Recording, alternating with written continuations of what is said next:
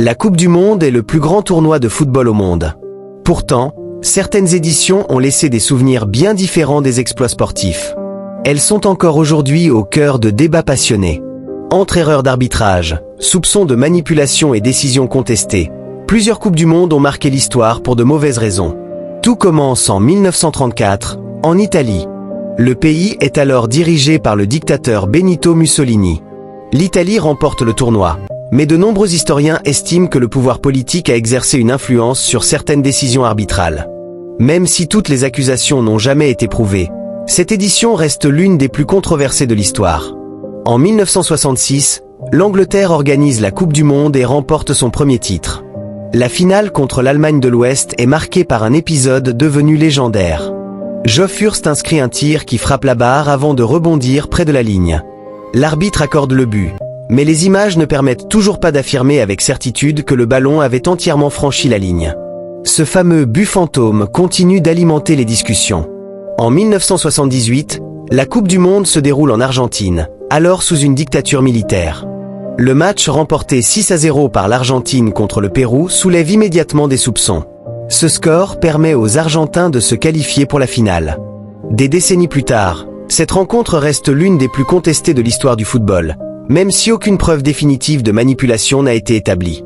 Puis arrive 1986, au Mexique. Diego Maradona entre dans la légende avec deux actions opposées.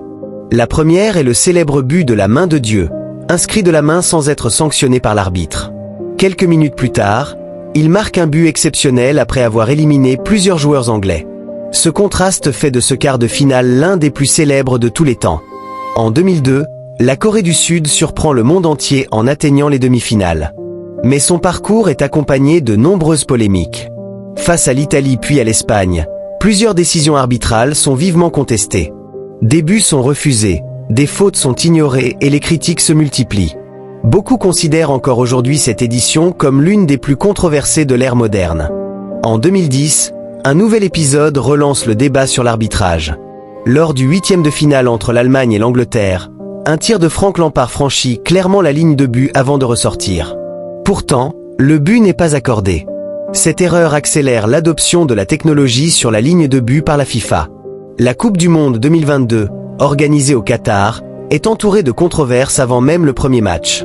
Les conditions de travail des ouvriers migrants, les accusations de corruption lors de l'attribution du tournoi et plusieurs questions liées aux droits humains dominent les débats. Malgré une finale spectaculaire entre l'Argentine et la France, cette édition reste associée à ces polémiques.